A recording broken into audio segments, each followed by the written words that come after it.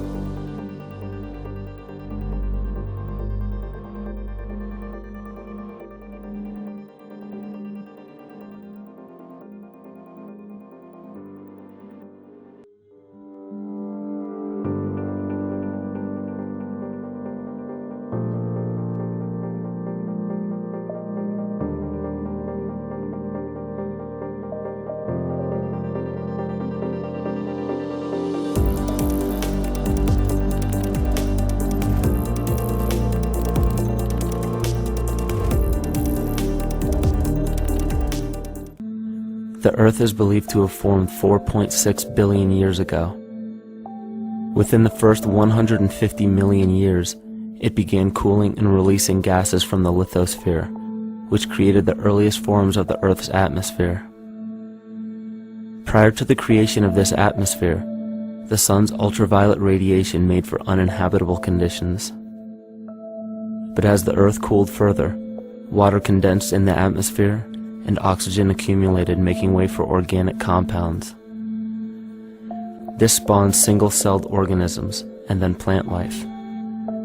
And down through time, the evolutionary chain continued. And then we arrive at a species that does not seem to fit as well as the rest. Homo sapiens' gestation period of 9 months mimics the 3.8 billion year evolution of all life on Earth. The human embryo repeats the evolution of all species. When the sperm and egg unite, this new creation is a single-celled organism. Within hours, this single cell divides and multiplies more rapidly than any other species. 4 weeks later, the embryo begins to develop gills mimicking aquatic life. A few weeks later, it develops lungs and a tail with reptilian appearance. From there, a mammal is recognizable, and then onto a primate form. It then sheds its laguna, which is the embryonic fur, and at last shows the characteristics of a human child. The human body is a community of approximately 50 trillion cells. Everything the body does, the cell does as well. Cells have respiratory and excretory systems. They feed, feel, think, and communicate with other cells. Trillions of cells make up a single organism called the human body, and billions of human bodies help make up the organism we call Earth. The Earth has more similarities with the human anatomy than you may think.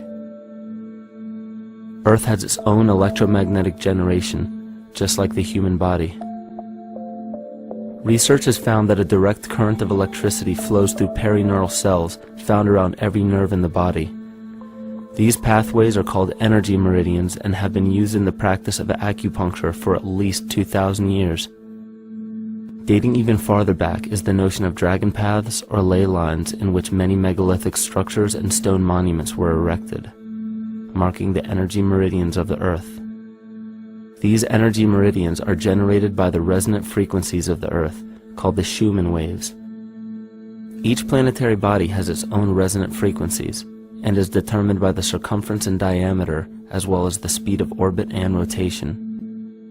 The Earth's resonant frequency starts at 7.83 Hz and ends with the 7th harmonic at 43.2 Hz, correlating with the 7 chakras. Ultimately, the greatest discovery of our Earth is its consciousness. A visible attribute of consciousness is an energetic field that governs the shaping of organisms. Morphogenesis is a scientific term to explain this very shaping of tissues, organs, and entire organisms. Consciousness is the creative force of the entire universe. It has been given many names such as God, Yahweh, Krishna, nature, the field, and divinity. The entire universe is in fact a single living, conscious organism with complete awareness of itself. The reason why it may seem difficult to comprehend this is because our understanding is typically limited by our language. When we hear the term conscious organism, we tend to anthropomorphize its definition. By giving it human qualities, we mistakenly look past what an organism truly is in the first place. The definition of an organism is any living thing capable of response to stimuli, reproduction, growth and development, and maintenance of homeostasis as a stable whole. Our universe does all of these things. The consciousness of our universe is responsible for the form and purpose that all matter assumes. The Earth's resonant frequencies are a result of its form. These frequencies are responsible for biological rhythms, such as menstrual and circadian cycles, as well as behavioral and emotional patterns. The frequencies are then picked up by the flora and fauna, which are biological instruments that respond to the wave patterns. The wave patterns resonate in the cranial structure of our head and converge in the center of our brain, which is where we find the pineal gland. The pineal gland is believed in many cultures to be the spiritual third eye responsible for intuition. Descartes called it the seat of the soul where mind and body meet. Each individual cell in our body receives an electromagnetic impulse from our central nervous system. They receive the very same impulse that was disseminated to every biological instrument from the earth. An explanation of our conscious universe has been attempted by religion, science, and philosophy. The neglect of biological nature from any organism causes illness. A divorce from nature, exile from Eden, confounding of tongues, they are all symptoms not of a biblical God or deity, but the true self. The greatest and only threat to ourselves is a loss of self, the death of our divinity. As we barrel through history with oceans of information, yet barely a drop of wisdom, we have to understand how we lost ourself.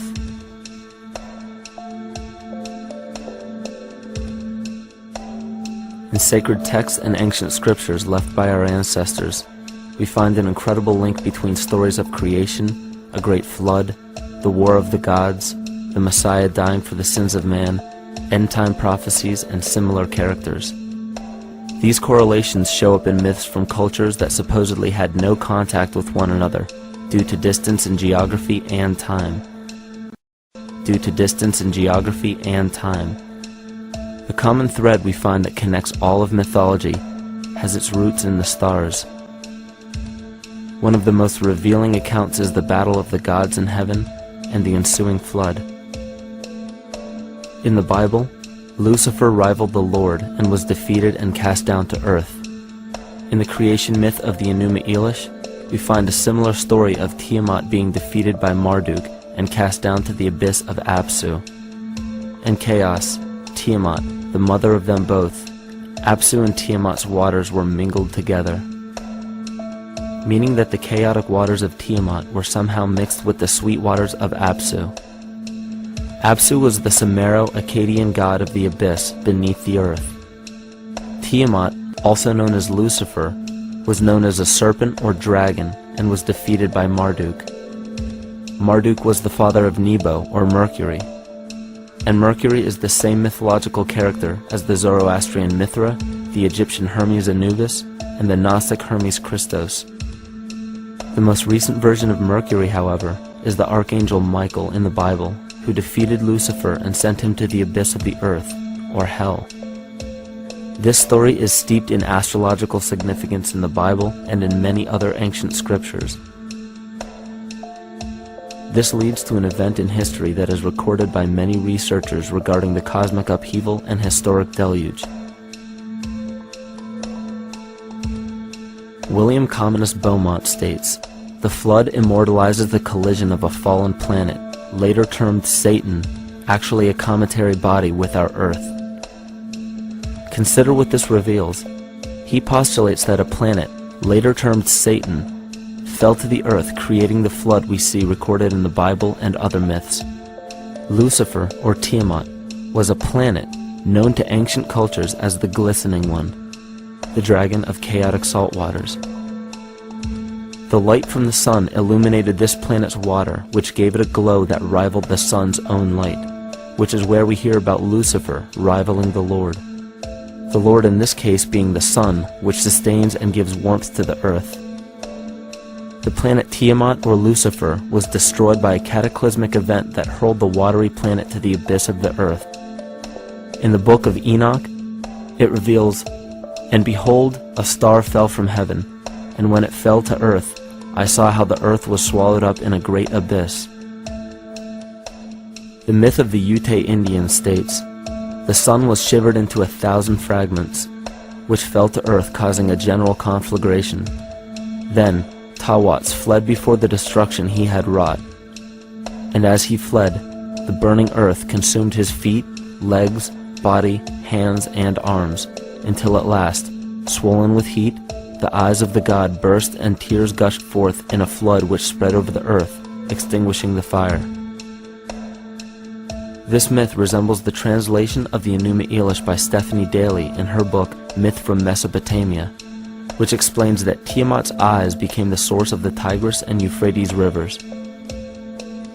As written in the book of Revelations, "And there was a war in heaven. Michael and his angels fought against the dragon, and the dragon and his angels fought back. The great dragon was hurled down, that ancient serpent called the devil, or Satan, who leads the whole world astray. He was hurled to the earth." The Roman mythology of Ovid gives the story of Phaeton, which happens to be another name given to the watery planet Lucifer, or Tiamat. This story reveals that Phaeton was a child of the sun and wished to become the sun for a day. Phaeton attempted this feat, and eventually Jove, who is also known as Marduk, destroyed Phaeton, sending him crashing to the earth in flames and put out by a tremendous flood of water from a river unseen before. The common theme we notice here is that of a saltwater planet, the great dragon, Lucifer, Tiamat, or Phaeton, was defeated and fell to the earth, and now dwells in the abyss known as hell, giving us the outline of the story of Lucifer rising up against the Lord and being defeated and banished to rule the underworld. As we know, however, an outline is but a shell of a story. The inner meaning, the spirit of the myth, comes with a deeper understanding of the essence of each planet, not just the physical planet, but the conscious core, because we know now that the proportions and velocity of a planet gives them their own characteristic frequencies, which govern biological and behavioral patterns. These planets reflect the archetypal psychology of man. In ancient times, probably the most important field of research was the study of the heavens.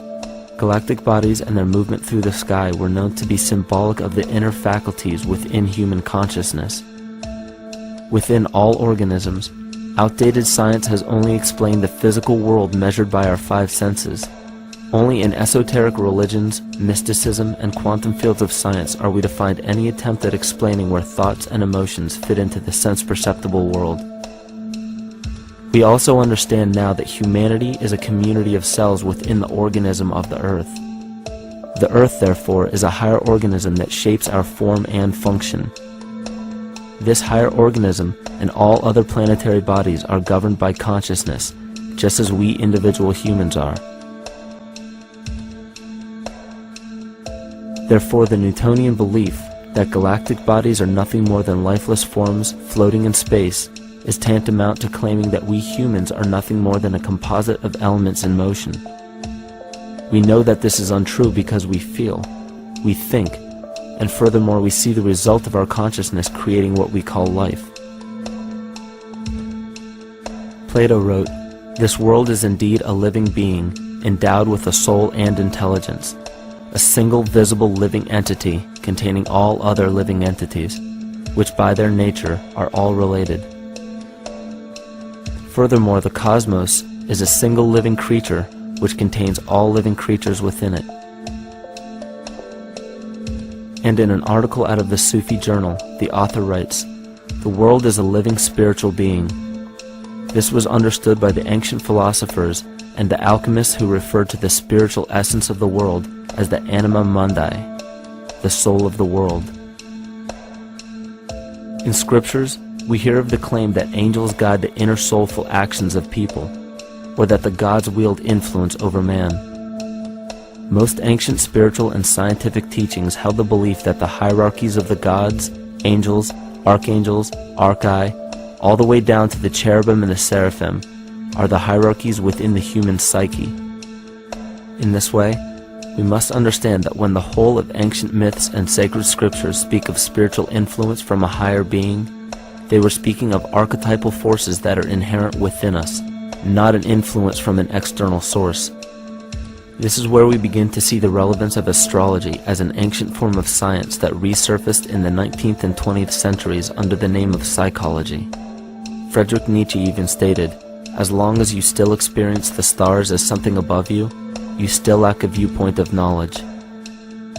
This is astropsychology and maps the inner faculties of the psyche. In pre-Christian times, there were schools known today as the mystery schools or the mystery religions. The messages encoded in the scriptures and ancient archaeology came from adepts of spiritual science. The intent was to teach the initiates the deeper meaning of these myths. What became later termed as Lucifer, Satan, or the devil was representative of the ego, which rivals the Lord, the representative of the self. The true self is the epicenter of a person's entire being. It is the total sum of everything that we are. The false ego, on the other hand, is the idea and concept we create about ourselves in the course of our lives, which typically excludes any qualities we don't wish to accept about ourselves. However, humanity has been endowed with the freedom to choose either to obey the true self or to give in to the temptation of the vanity and materialism of the false ego. This is the most notable trait that separates man from animal: our freedom of choice, the choice to follow our concepts and ideals or our natural impulses, the choice to sustain nature or to destroy it. This freedom of choice weighs on the fate of the entire organism that we call humanity. Cancer begins with a group of cells within a community that fail to communicate with the conscious signal of the organism. Those cells begin to grow out of control and spread to other areas of the organism. This very disease is evident in our world today. The cancer upon our earth is the domination of our false ego and our divorce from nature. Collectively, among every human, the cancer upon our earth is the domination of our false ego and our divorce from nature. Collectively, among every human, vanity leads to segregation and competition. Competition leads to fear and greed. Greed leads to deceit and immorality. And immorality is the breeding ground for illness, waging war on our earth. Every act of hatred and destructiveness in our world begins with self-hate and self-destructiveness. And it all begins with a breakdown in communication.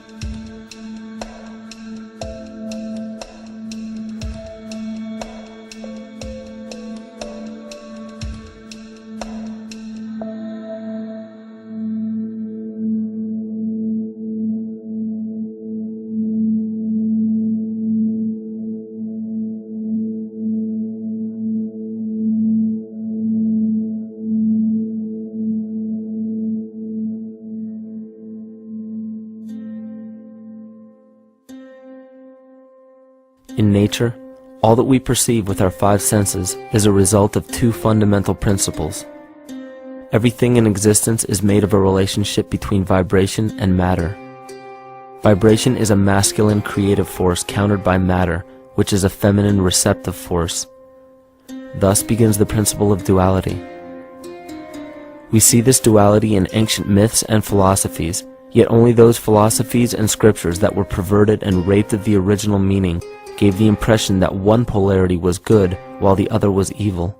The original sages, adepts, and shamans taught that both are necessary, and one would not exist without the other.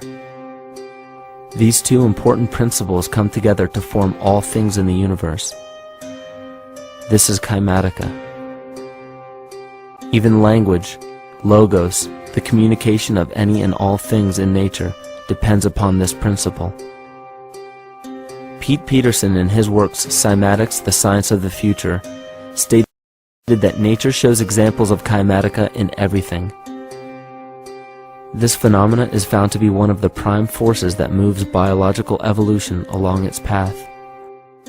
Dan Winter reproduced an experiment to prove that the ancient languages of Hebrew and Sanskrit, when spoken, create a vibratory frequency that moved matter into sacred geometrical patterns. Upon further investigation, Hebrew, Sanskrit, Aramaic, Arabic, and other elder dialects have older roots in a parent language of Gaelic and quite possibly an even earlier origin. In Swami Murugesu's The Science of Mantra, he claimed that when a person chanted specific words in Sanskrit while filming a burning candle, the intensity as well as the color of the flame would change due to the frequency that the word would emit. This same science has been shown to lower and raise blood pressure. And in his own words, certain sounds can affect their circulation and nervous system.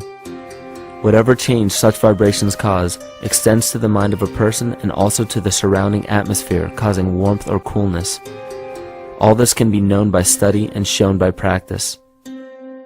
This rediscovered knowledge of the science of sound shows that sound is something more than mere vibratory signals. Not only does sound interact with life, but it sustains and develops it. It acts as a conduit of conscious intent between people, societies, and entire civilizations. Yet the psychic illness we endure due to the domination of our false ego is reflected in the collective. Our psychological schism has shut us off from communicating correctly with our inner self, which is exactly how cancer cells within the body operate. In the collective, we have created a language barrier between humanity and the rest of nature, acting as a global cancer. Recorded in history, the efficacy of the ancient languages has been severely uprooted. The alphanumeric translation from Hebrew to English shows a complete reversal of the two languages, giving the cymatic effect unnatural results. Dr. Leonard Horowitz stated in his work on DNA, 1/3 of the sensory motor cortex of the brain is devoted to the tongue, oral cavity, the lips, and speech. In other words, oral frequency emissions spoken or sung exert powerful control over life, vibrating genes that influence total well-being and even evolution of the species. A degradation of language in this case is shown to affect biology. If something as basic and important as language can be degraded and devalued to such a degree, yet never questioned, what else might we be missing? Think of an aspect of your life that dictates the limits of your freedom. Government and law enforcement, insurance and pharmaceutical companies, taxes, building permits, driver's licenses, and more. There are hundreds if not thousands of stipulations, regulations, and boundaries on our freedom. And out of the ones that were just mentioned, how many have you researched to find out whether they apply to you or not? Let's look at the forms of law that we currently acquiesce to.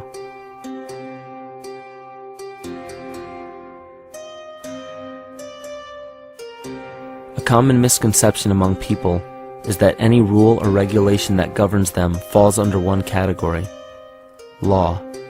But there are many other forms of law that people abide by without realizing that they simply do not apply to them. Another misconception is that a nation's constitution gives us our rights. A constitution does nothing more than list the rights that we already have. We are born with inalienable rights, endowed to us by our Creator. They are not given to us, and they cannot be given away. The most a person can do with a right is choose whether to exercise it or not. Maritime Admiralty law is what's known as the law of the water. It is superseded by civil law and only applies to those who willingly contract themselves into it. The definition of Admiralty law is a body of private international law governing the relationships between private entities which operate vessels on the oceans. Let's look at how and why a form of law that is fashioned to govern corporations, businesses, and vessels has imposed its rule over natural human beings. This is all done through a form of word magic. A simple perversion of language has made it possible to convince people around the world that these alternative laws apply to them. One of the predominant beliefs in modern culture is that licenses, permits, registrations, and other forms of documentation are required to operate motor vehicles, use public roads, build structures and establishments, engage in free enterprise, and much more. Sadly, these beliefs are based on little to no investigation whatsoever, and are false. This belief structure is perpetuated by Maritime Admiralty law. This form of law was originally created to govern ships docking in foreign nations for the import or export of products and resources. It deals with banking and merchant affairs, not civil affairs. When a product is taken off of a ship and brought into a foreign land, that nation takes custody of the resource and accounts for it with a certificate. That certificate marks the birth date of that product in the custody of the respective nation. Think of why it is supposedly required to have a certificate of live birth in the first place. The Barron's Dictionary of Banking Terms defines a certificate as a paper establishing an ownership claim. So right there, we notice that everyone with a birth certificate is defined as being owned. People are used as collateral with other nations because the U.S. is bankrupt. The United States declared bankruptcy on March 9th of 1933. At this point, the U.S. began taking out loans from a private, non-government affiliated corporation called the Federal Reserve. With no money to pay back the loans, the United States began using the citizens as collateral. All birth and marriage certificates are literally warehouse receipts. Just look at the similarities of warehouse receipts and birth certificates. Both document the date of issue,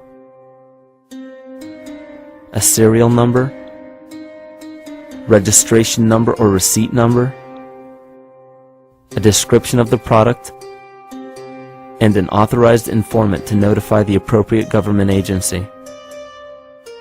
With all of this information being readily available, the majority of people are unaware of their involvement with Maritime Admiralty law. This is possible through the manipulation of language. This Admiralty law changed the meaning of the word person from a natural living person to a corporation. Driver's licenses, vehicle registrations, auto insurance forms, building permits, gun permits, work permits, tax filing documents, birth and death certificates, traffic citations, and many other forms of documentation that were once believed to be absolutely necessary only apply to persons or corporations. Upon signing such a legal document, you are indirectly waiving your rights under the Constitution and lowering your status to that of a corporation that is created with the same exact name as you. The only way to reconcile your true name from the name of the corporation is to take notice that the corporation has its name in all capital letters. This is known as capitis diminutia maxima. You may take notice that your driver's license, birth certificate, social security card, insurance cards, and more use all capital letters to legally represent the corporation with your name, not you. The corporation is known as an artificial person, whereas you, the human being, are known as a natural person. This deception goes even deeper when it comes to the courts that we attend. When showing up to court, you will notice that there are seats for witnesses behind a wooden fence or barrier. The defendant must cross through the entrance to the other side of the barrier where the plaintiff and judge sit. This act symbolizes the boarding of a ship. At this time, business can be conducted in Maritime Admiralty law. The judge, acting as captain or banker, is responsible for settling the balance between the two sides. This is why there is always a monetary value involved in any court case. The captain is simply dealing with banking and merchant disputes. Once the balance is paid, the case is closed. To turn the court case away from admiralty law where your rights are not protected, you must avoid agreeing to represent the artificial person. This is done by stating that you are the natural person. You don't have a first or last name because those imply corporate title. In a court case, you may state that the court takes judicial notice of your honor's oath of office. Every judge must take an oath of office to practice law, yet you must make it clear to the court and the jury that the judge is acting as judge and not banker. Remember that you are a natural human being of the earth. You are not governed by anything but your own consciousness. Laws are created within a society. The society that created the laws we see being enforced today is called the Law Society. Yet the most beautiful part of this entire deception is the fact that we are not part of the Law Society, so their laws do not apply to us. Judges, lawyers, and law enforcement officers, they're all part of a society. Within that society, they've created their own language that's deceptively similar to English. They have these little things called statutes, acts, and regulations that seem like laws, but they really only apply to those within their society. So that basically means all the traffic violations, minimum age requirements, and everything except for damage to another person or their property doesn't really apply to the natural person. Laws only apply to those within the Law Society. The game being played is an illusion. You can simply choose to open your eyes and reclaim the freedom that you were born with, bound by nothing but the limits of your imagination. These are just a few examples of assuring that your rights are being protected. By far, the most important line of defense against this deception is to be aware of the perversion of language, and be absolutely aware of how you form your beliefs and concepts.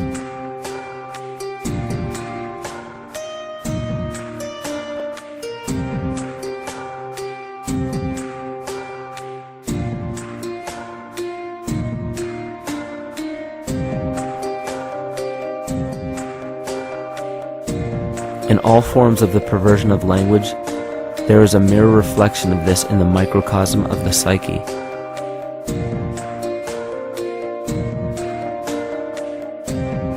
And the problem I see with humanity today is we don't truly know ourselves anymore. We have the 9-to-5 job, we have the house, the children, the bills, the television, the hobbies, and the errands that we run every single day, and we eventually begin to believe that this is who we are.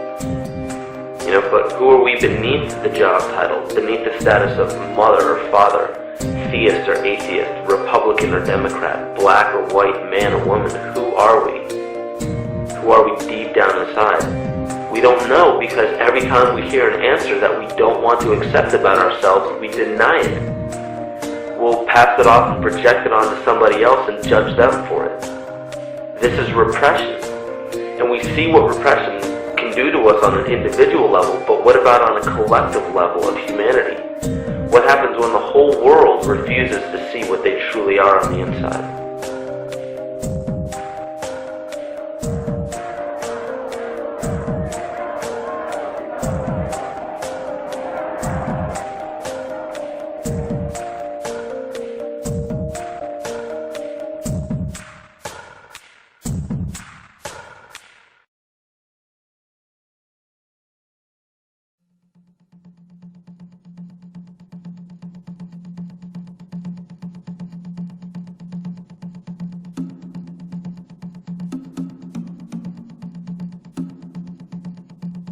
Carl Jung discovered that there is a collective unconscious connected to all humans, meaning that the whole of humanity shares a single mind with one another.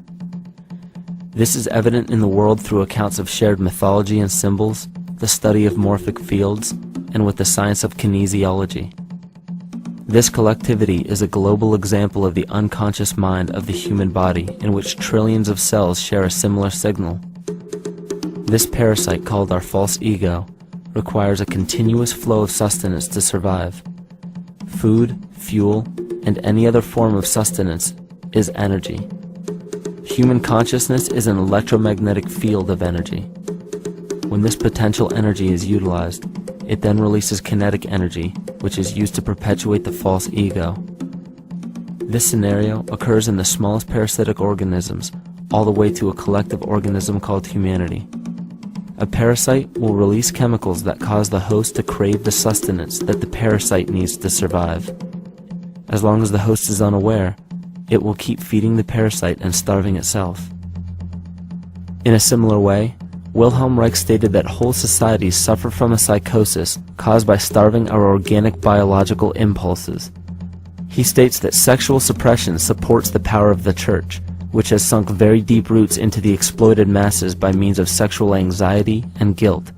It engenders timidity towards authority and binds children to their parents.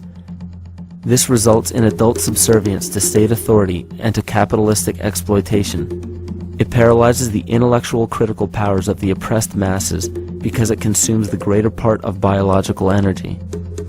Finally, it paralyzes the resolute development of creative forces and renders impossible the achievement of all aspirations for human freedom.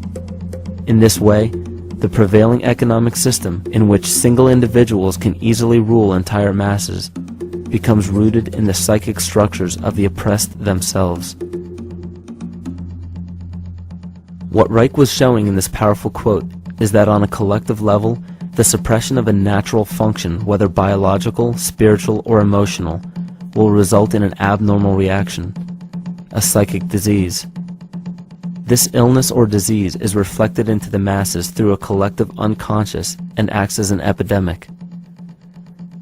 Humanity is plagued with an incapacity for freedom, meaning that people en masse lack the ability to govern themselves on a psychic level, and this manifests in the macrocosm as government and organized religious powers, thus opening the throne, our national and individual throne, to anyone and anything.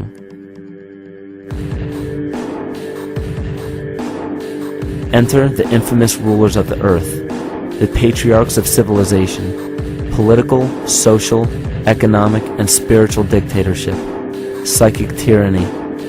This simple illness within our psyche, this lack of responsibility and neglect of basic human freedom, has made way for every tyrant that has ever held rule over people on this planet.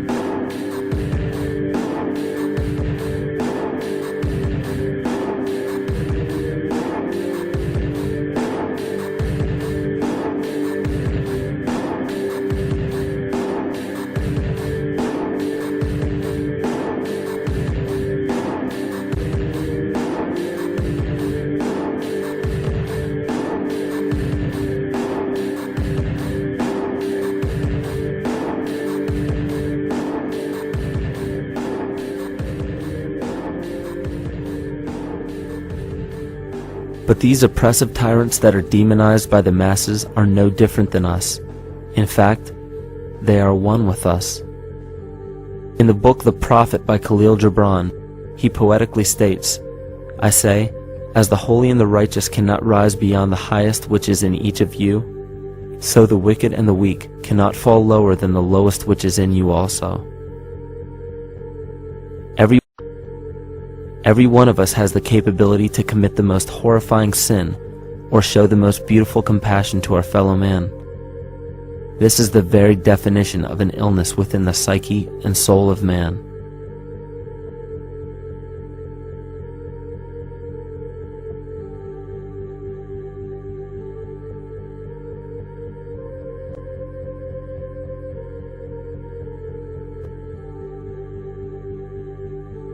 Think of any position of power that you believe to be above you.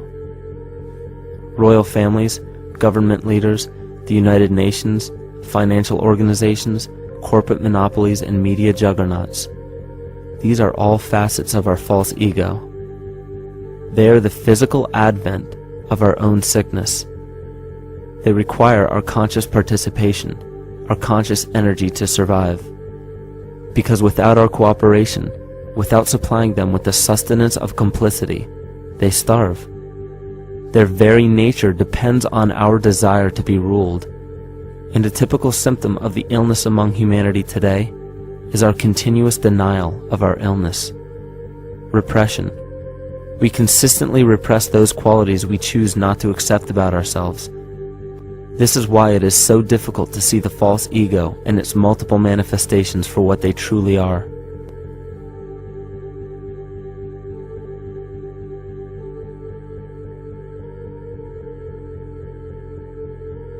This is the very nature of the false ego. It acts as a red herring to distract us from the freedom we truly have. For this psychic parasite to survive, it must supply us with a chemical that will cause us to remain dependent upon it. In this case, the sustenance is our conscious energy. And in order for us to feed it to the parasite, the chemical of fear causes humanity to crave protection and defense.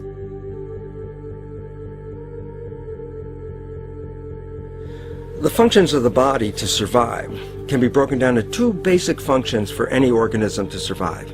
You have to be able to grow, maintain yourself, take care of your biology, but you also must be able to protect yourself, so that if you're just growing and you can't protect yourself, you'll become food for something else. So the survival involves a balance between growth and protection. Through the history of human civilization and through a human evolution, we recognize that our nature is to be in a state of growth, and that our protection is only supposed to be used to, help us out of that threatening moment. You can't be in growth and in protection at the same time. So the significance is, when we see a need of protection, the stress hormones in the body shut off the blood vessels in our viscera or gut, which is the part of the body for growth. Well, the issue is, if you took the blood from the viscera and moved it out to the arms, then you left no blood in the viscera.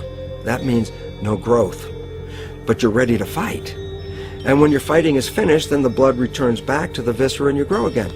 But in the world that we live in today, it's 24/7 fear.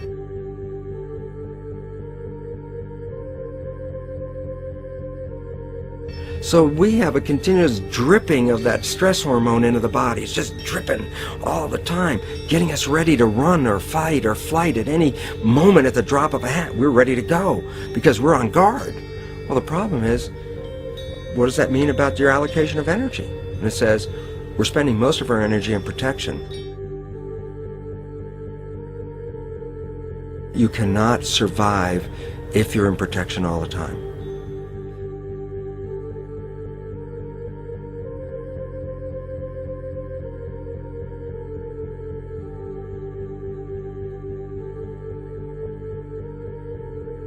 And if the parasite can control the nature of the fear, it can then create a fear among us that only it can defend us against.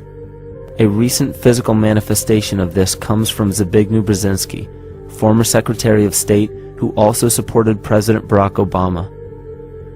In his book, The Grand Chessboard, he states, as America becomes an increasingly multicultural society, it may find it more difficult to fashion a consensus of foreign policy issues, except in the circumstance of a truly massive and widely perceived direct external threat.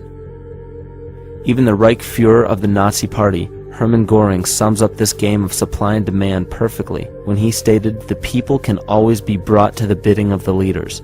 That is easy. All you have to do is tell them they are being attacked and denounce the peacemakers for lack of patriotism and exposing the country to danger. It works the same in any country. It also works the same in every individual psyche.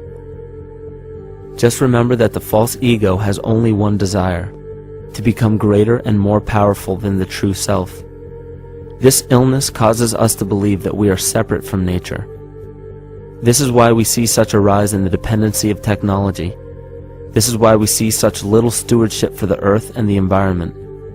And this is why we see bigotry, racism, sexism, and every other form of discrimination possible that leads to crime, violence, wars, and eventually, the global destruction of the organism. This endless state of fear, confusion, and segregation our world seems to live in is a symptom of the false ego creating a false threat.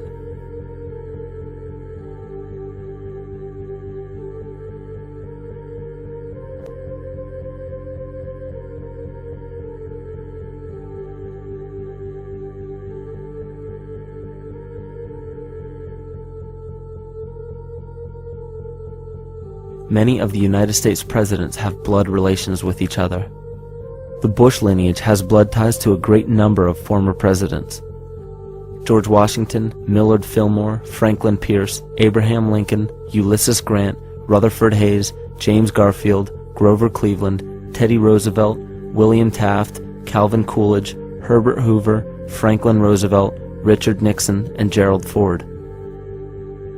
Michael Tessarion points out in his work that Bush is closely related to every European monarch on and off the throne, and has kinship with every member of Britain's royal family. Bush's family tree can be documented as far back as the early 15th century. He has a direct descent from Henry III and from Henry VIII's sister Mary Tudor. He is also descended from Charles II of England. And we also find that George W. Bush is a direct descendant of Godfrey de Bouillon. Godfrey was the first king of Jerusalem after he recaptured it from the Saracens, which was the name for the Islamic faith during the Middle Ages.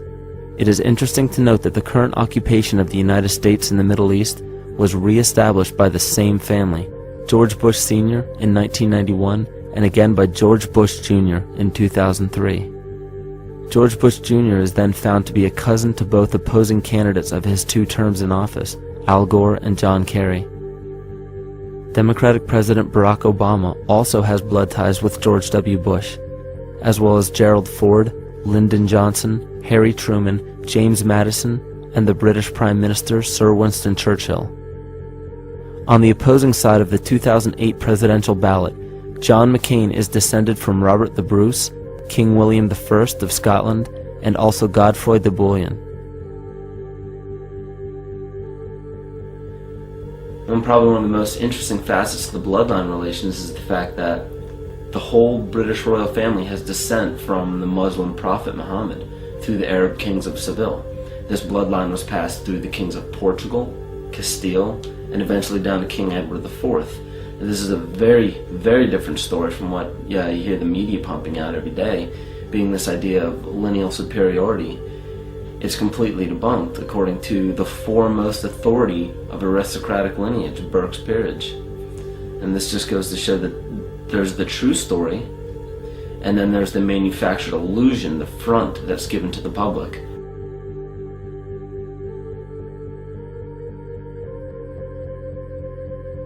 These blood ties go on and are documented thoroughly through literature such as Burke's Peerage and other comparable books. The point of all of this is that we find not just the same people, but the same intent within the people who have held high positions of monarchy, dynasty, aristocracy, and democracy in the past and present, and they are all related by a physical and symbolic link. This bloodline carries the symbol of our illness.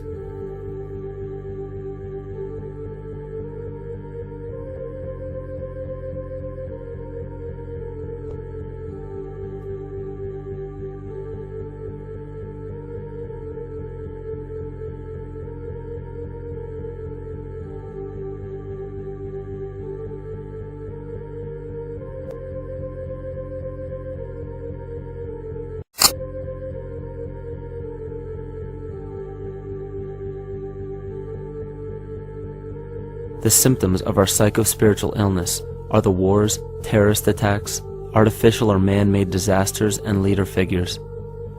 As long as the people remain oblivious to their inner drives and inner nature, they will always fail to recognize why these events take place and why these figures rise to such powerful positions.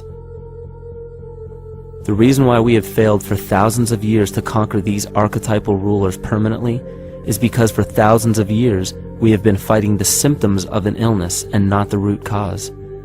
For every corrupt government that falls at the hands of a revolutionary, oppressed people, 2 more will rise in its place every time.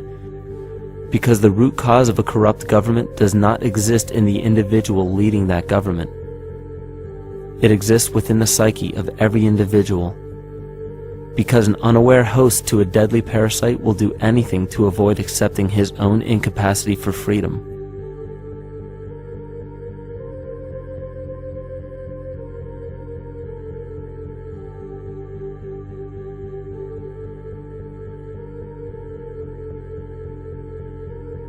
We are so bereft of sanity in this world that those few who simply stop projecting onto others and begin facing their own demons are seen as neurotic. An article written in the 1950s states that studies showed that individuals who had been isolated from their familiar social and cultural environment became neurotic. This shows that when those individuals had no object to identify their darker emotions with, they began to see these things in themselves, that which they refused to recognize before, and were unaware of why they appeared and how to cope. Facing our true inner self is virtually unknown in our world today. This is why no matter how many civilizations rise and fall, it is our collective consciousness that creates our governing apparatus, not individual people.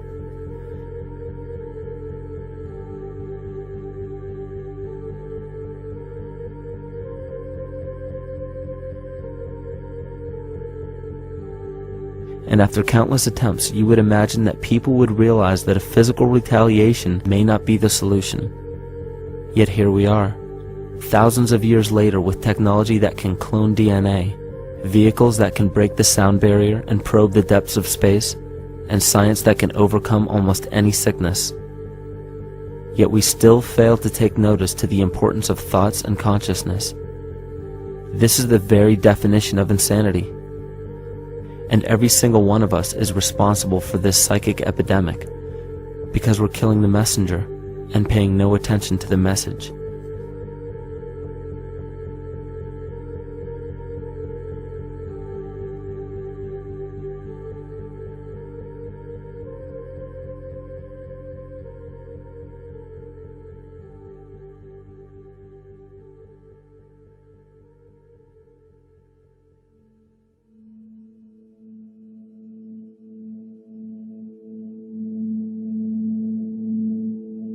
During the 1990s, 3 Nobel laureates in medicine advanced research that revealed the primary function of DNA lies not in protein synthesis as widely believed for the past century, but in electromagnetic energy reception and transmission. Less than 3% of DNA's function involves protein manufacture. More than 90% functions in the realm of bioacoustic and bioelectric signaling. So why is it important to know that DNA functions in bioelectric signaling? HeartMath Institute has discovered the heart and brain maintain a continuous two-way dialogue, each influencing the other's functioning. Although it is not well known, the heart sends far more information to the brain than the brain sends to the heart, and the signals the heart sends to the brain can influence perception, emotional processing, and higher cognitive functions. The heart also generates the strongest rhythmic electromagnetic field in the body, and this actually can be measured in the brainwaves of people around us. We are quite literally an electromagnetic expression of our highest cognitive function. The behavior of electromagnetism is evident throughout the world as dualism. All matter contains a negative and positive charge, which means organisms are built upon this foundation. The natural homeostasis of any organism is a balance of both polarities. Furthermore, research on emotional energetics shows that the heart's field is a carrier of emotional information and a mediator of bioelectromagnetic communication within and outside the body. Research shows our heart's field changes distinctly as we experience different emotions. It is registered in people's brains around us and apparently is capable of affecting cells, water, and DNA studied in vitro. Fear. The chemical supplied by a collective parasite creates a distinct bioelectric signal given off by the host. This signal is disseminated to the organisms within our community and will grow outward through the entire organism unless it is counterbalanced by an opposing force. Dr. Fritz Alan Popp discovered that the cells in our body communicate through biophotons, which are tiny particles of light that are single units of an electromagnetic field. This communication system within our body also exists between people in what's known as morphic resonance. This was known by the shamans, sages, and adepts of antiquity. These teachings were commonplace in prehistoric cultures. It wasn't by sheer chance that artistic expression and rituals were the cornerstone of every ancient civilization. Art was used as a personal method to exercise the shadow content of the psyche and introduce it to the conscious mind. This was very literally viewed as psychic therapy. Ritual was based around astrological dates. As we've learned, the study of the stars and planets reflect our own astropsychology. The shamans would perform rituals on astrological dates that would correlate with a circadian rhythm or a psychological cycle. These rituals kept the human participants aware of their inner self and prevented the repression of psychological content. As long as people were facing their inner demons and accepting them as their own, they were not collectively projecting them into the physical world.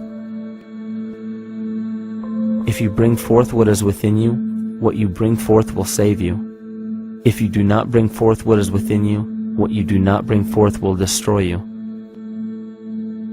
The progeny of our psychological disease began growing rapidly after a series of catastrophes forced the collective into a somatic state of fight or flight. This lowered the immunity of the population by introducing a state of immense stress.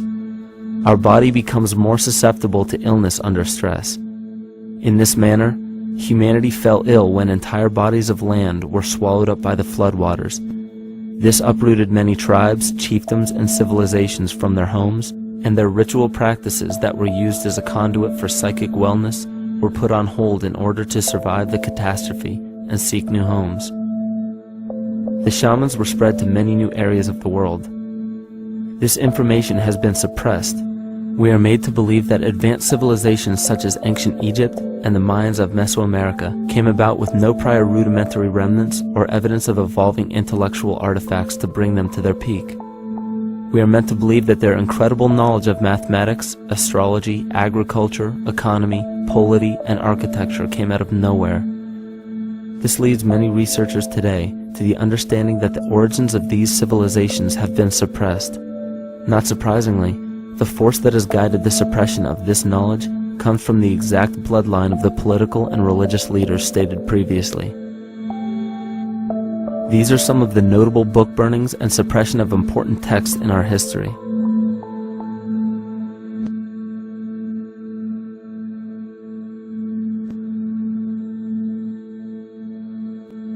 Yet after all of this suppression, there are still remnants of the dispersion of elder civilizations in nearly every country. There is tremendous evidence of ancient cultures visiting North America long before the conventional belief of European colonization.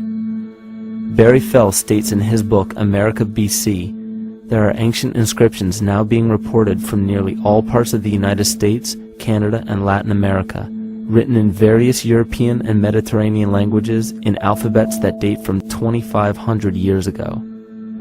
William Commodus Beaumont wrote, "The Toltec and Maya civilizations never originated on American soil, but appeared there full-blown, with a well-defined art and system of hieroglyphic writing which possesses affinities with Egyptian.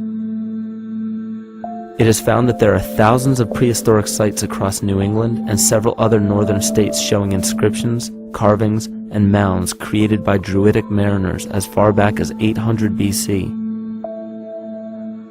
To suppress this information further, it was not only imperative for the bloodline to burn the documented texts containing true historical information, but to wipe out the cultures that derived from these ancient shamans. The most devastating genocide ever endured was and still is the annihilation of shamanic tribes. We've lost our traditional roots and don't know about ritual. The dragon dances and the ghost dances of the Native American Indians, what do you think that was all about? All the shamans of the world, when they do their rituals, they're doing that. Their work, harmonically through dances, is to strengthen the immune system of the earth. You know, but they've been all murdered. So that was why in the 17th century, exactly the same period I'm talking about, there was an all-out agenda that when you come across indigenous people, you annihilate them. Columbus was sent on his expedition along with agents of the crown to disrupt the lives of the natives and seize mineral resources. He visited every island in the Caribbean, depleting the gold and taking as many slaves of the native Taino tribe as possible. 5 million natives were murdered within 3 years, according to Leah Trabeck. Within 15 years, the Arawak tribe of 250,000 was completely wiped out. The population of the United States prior to European contact was greater than 12 million. 4 centuries later, the count was reduced by 95% to 237,000. From 1494 to 1508, over 3 million people had perished from war, slavery, and the mines. Who in future generations will believe this? I myself, writing this as a knowledgeable eyewitness, can hardly believe it. My eyes have seen these acts so foreign to human nature, and now I tremble as I write. Another agent of the false ego bloodline was Hernando Cortez, who decimated the Aztec tribe and plundered their mineral resources. This again was the case through Cortez's second cousin, Francisco Pizarro, who conquered the Incan Empire in Peru. These atrocities are seen throughout Africa, New Zealand, New Guinea, East Timor, and are still seen today in Canada. This was a deliberate attempt to bury any surviving remnants of the ancient world and our true history. It is a naive mistake, however, to categorize and blame everything and everyone involved with politics or religion for this suppression of knowledge. It is only natural for people to crave spiritual understanding when there are so many manufactured missing links and perversions in the spiritual text today. And due to this void of spiritual wisdom, honest and moral people who are simply trying to understand their place in this world become the prime consumer market for those who wish to exploit this vulnerability. To have enough power to run our own lives, basically. If we look at the New Age movement, for instance, which is another kind of trap in all this, where people might end up actually. They're looking for something so bad that they're taking all these things that are handed to us or to them, but it's not really based on any real understanding. It's still kind of coming from a religious type of perspective. People are genuinely seeking something new. They're genuinely seeking a new type of spirituality, or to better themselves, or to change something, but this is being hijacked. And what they actually do is that they lead you into another type of group mentality or a new age religion, whatever it is, and people still are not able to kind of really break free from that and follow their own journey or their own path, which I think is very important in all of this.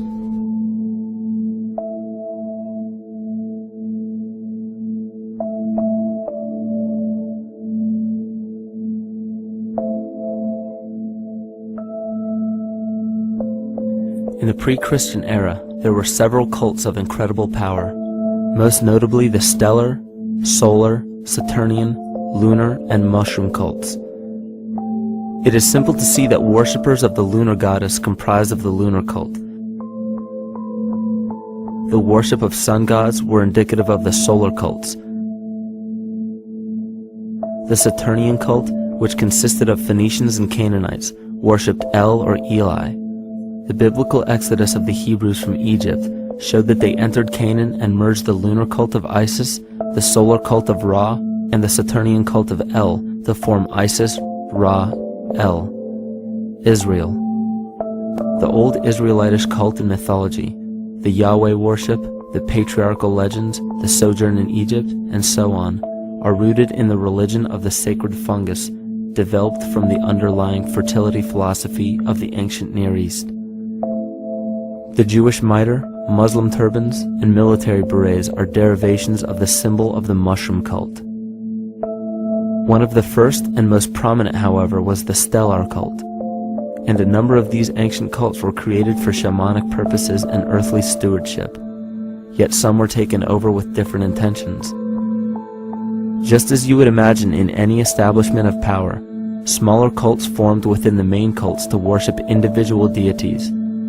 The cult of Mithras and the cult of Dionysus are 2 examples. You still today can see the Mithraic or Phrygian cap on the symbol of the seated Liberty Dollar, the coat of arms of many countries, the reverse side of the flag of Paraguay, the seal of the United States Senate, and even involved in the solar cult holiday that we now call Christmas. In the cult of Dionysus, many festivals were celebrated, such as the Greater Dionysia, celebrated in Athens around the spring equinox. The foremost event in this festival was the Thymelic contest, in which poets, musicians, and entertainers performed in an open-air theater. Musicians did not have to pay taxes, and members of the Artists Guild did not have to participate in military affairs. The cult of Dionysus is still alive to this day as the entertainment industry.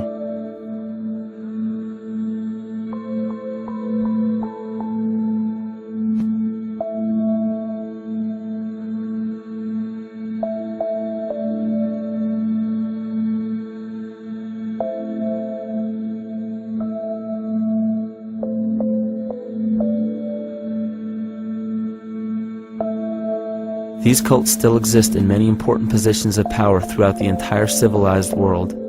Yet the most important function of these groups is to manufacture the consent and complicity of the people. The conscious mind is the creative mind. It's the one that has your personal identity into it. It does the real thinking. And then there's a subconscious mind. Well, there's no entity in it. The subconscious mind is equivalent of a tape player. It records behaviors, and then at the push of a button plays a behavior. It's automatic. It's a very convenient thing, because then we don't have to relearn all the time. Once you know it, you can make a pattern. The problem is that the basic patterns of belief and behavior that are programmed in the subconscious mind came from our teachers, primarily our parents, our family, and our community. So most people don't even understand how easily we're influenced by our environment. Every person that we encounter, every single situation that we're faced with, every little word that's said on television may not seem too influential to our conscious minds, but your unconscious is designed specifically to let every environmental signal influence you without your awareness. So the question is, are we leading conscious or unconscious lives? And now neuroscience has told us in the unfolding of our lives, only 5% of our life is controlled by our conscious mind, and 95% of the time controlled by the subconscious with programs from other people that were installed in there. And the problem is, it means when those programs are playing, we don't see them. And the skeptics will sit there and say, consciousness, archetypes, astrology? No. We create things with our hands, not our minds. Archetypes aren't physical. They can't influence me.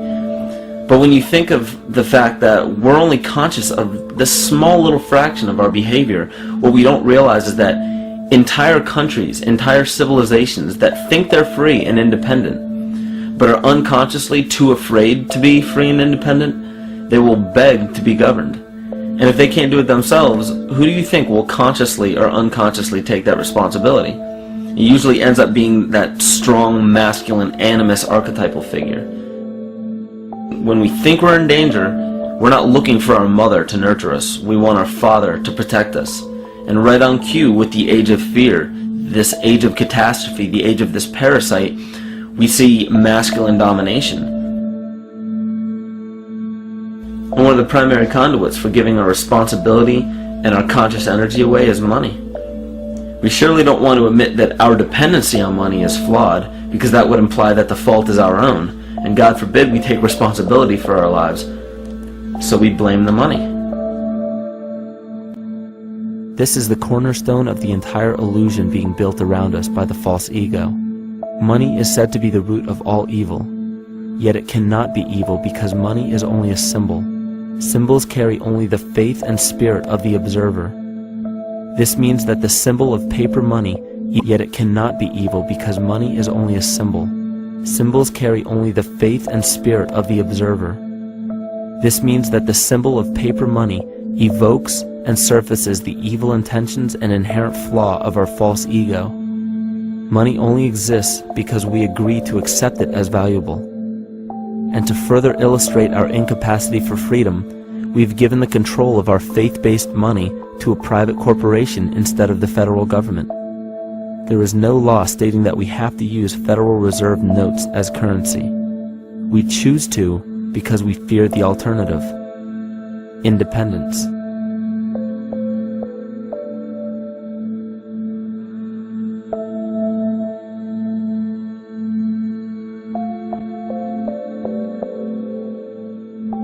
But it's not even really about money, it's about energy, because money is simply this material thing that allows billions of people to crave just one thing and put their energy into the same thing. It's not the plasma TV or the house or the lifestyle or the job or the significant other or the status that we're really after, because we know that we're empty.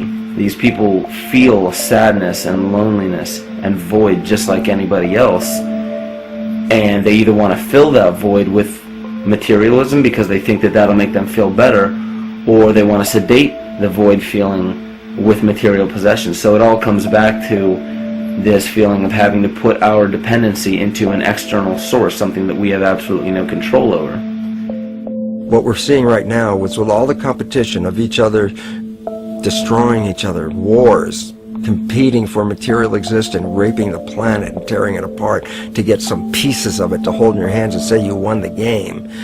Every one of those moves is destructive not just of the planet but of human civilization, because human civilization will thrive with cooperation and will die with competition. And if you operate from these truths, then you end up with the extinction that lies before us. You see, we all have demons, so to speak. We all have inner demons in our lives, but we expect to see devilish monsters or dark apparitions when you think of a demon, kind of like what you'd see in the cinema. But our demons are really the people in our everyday lives, the people that we argue with, the people that we envy or hate, the ones we physically or emotionally harm in some way, shape, or form. And it's not because we envy or hate qualities in these specific people as much as we hate the fact that they remind us of ourselves. They reflect qualities about ourselves that we wish we had more of, or that we wish we didn't have at all. So what do? We alleviate that pain not by fixing or fighting our own demons, but by harming the people that remind us of our demons, by harming the people that remind us of the things that we don't like about ourselves. And when we become frustrated that we're not in control of our emotions because we don't really know what's affecting our emotions, we take it out on others. We take it out on absolutely anything else that can show us or act as a catalyst for our hatred. And so we do the same thing to animals. Animals are perfect because they can't defend themselves. And it's a perfect catalyst for our inner aggression, our confusion, our hatred. Just take it out on something absolutely helpless. Just imagine how unconscious a person has to be of his or her actions to torture or mutilate or brutalize any living thing.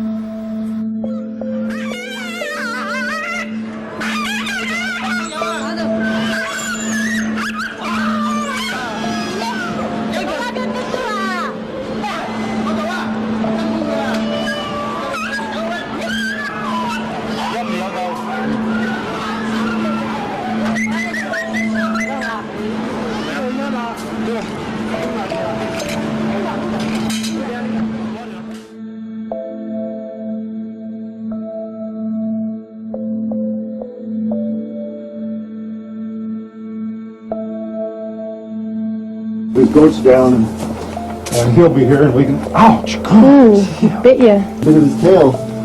Is it calming when you're kids? Maybe. He's a big guy. That's a real.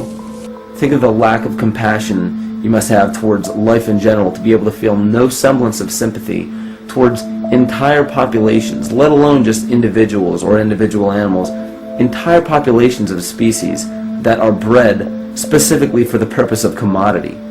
But I'll tell you what's even more dangerous is not so much the people carrying out this cruelty, because that's already been established. That form of hatred and cruelty has already been established and it's already known. What I'm really worried about is the people who are against inhumanity, the people who are against animal cruelty and feel self-righteous enough to think that it's justified to inflict harm or even wish harm on these people. Because those are the people who take unconscious cruel behavior to a whole new level of conscious cruel behavior that's perfectly acceptable in their minds, because they feel that it's their job to bring other people to justice, like they're an authority figure of some sort. Those are the people who will have a much harder time figuring out why they harbor so much inner hatred and resentment. They don't seem to realize that it's just another form of the same exact hatred. So to keep from facing our inner demons consistently, what do? When we begin to realize, hey, wait a minute, maybe it's not alright to inflict harm on any other living thing, then the ego has to come up with a more esoteric form of cruelty to trick us into displaying the same form of self-hatred, the same indignant attitude, but just in another way and towards another group of people. But the emptiness will always find a way back in, and people will always start to feel restless again, no matter how many times they transfer blame to yet another person or yet another group. We need chaos in our lives. We crave destruction. We beg for catastrophe. Because if we don't have these things to act as a form of exorcism or a catalyst for us, we start to notice these things in ourselves, and that's what we don't want. You see, we can deal with wars. We can deal with terrorism. We can deal with stock market collapse and economic collapse. We can deal with these things. But once we start to notice this chaos within ourselves, that's what we're really afraid of. We'll take 1,000,000 September 11ths over one moment of true insight towards our self-hate.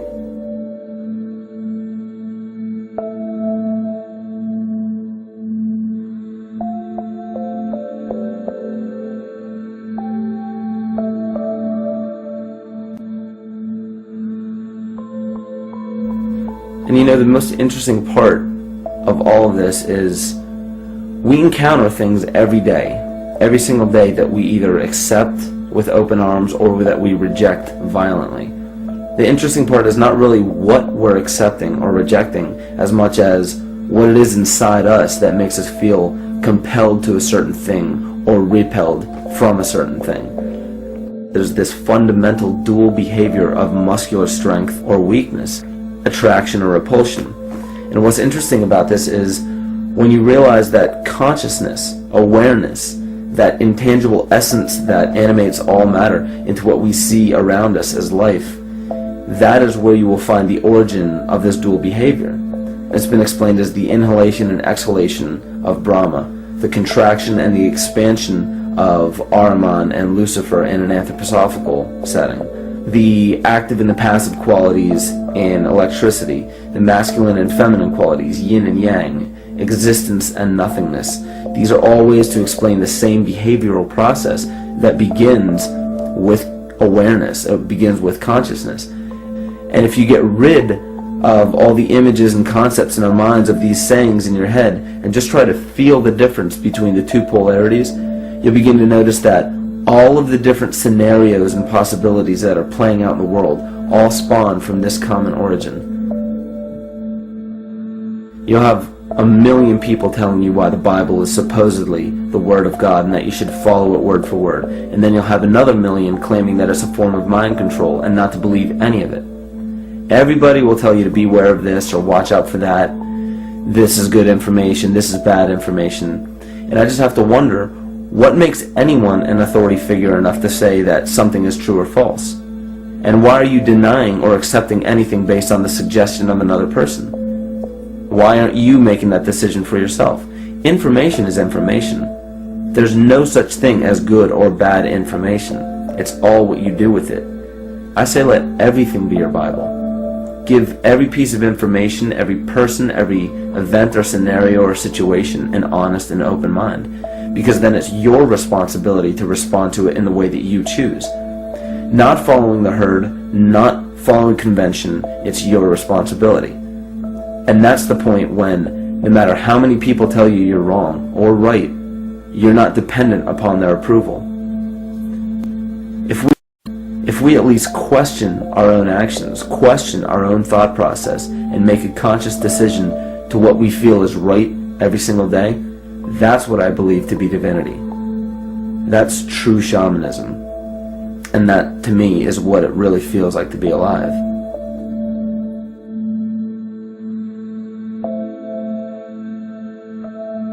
In this conscious, living universe, there are no laws of nature, just habits. There is nothing external to the universe to enforce a law upon it. The illusion of a fixed law of nature is only the result of there being no need for that habit to be broken. When habits need to be broken to ensure the survival of the organism, we see this event in nature and call it evolution. The collective mind shapes our evolution. And a great example of this is the experiment done by John Cairns in 1988. His team put lactose-intolerant cells in an environment with only lactose for food. Under a law of nature, every one of these lactose-intolerant cells would have died. But surprisingly, they all survived. Every one of them understood the problem that they were facing and replaced the defective lactase enzyme with a functioning one to utilize lactose for food. If a cell has the ability to decide how and when to evolve because it's facing extinction, then anything can. The existing beliefs are that a human body is a biochemical machine controlled by genes, and therefore the behavior, emotions, and character of our biology, our health, our lives, are controlled by genes which we don't control. So this is what we taught people. You're a victim. Genes control your life. You didn't pick them. You can't change them. The genes you end up with program what's going to happen. My experiments on stem cells, which I started in 1967, I'd isolate one stem cell, put it in a petri dish, and then it would divide every 10 hours. So I took all the cells, split them up into 3 groups, and then just put them in 3 petri dishes. And then I changed the growth medium, the constituents of the environment, in each of the 3 dishes. In one dish, the cells form bone. The second dish, they form muscle. And the third dish, they form fat cells. What controlled the fate of a cell? And the first thing you have to say is, well, wait, they were all genetically identical when they were put in a dish. So obviously the genes didn't control it because they all had the same genes. What was different was the environment. And all of a sudden in my career it said, oh my gosh, here I am teaching genes control life, and the cells are telling me genes respond to life. And since you can control the response, you can control your life. It's how you read the environment, how your mind perceives the environment. And if you understand this, then you could lead yourself to the most wonderful expression on this planet, to be fully alive and fully healthy, just how you respond to the world.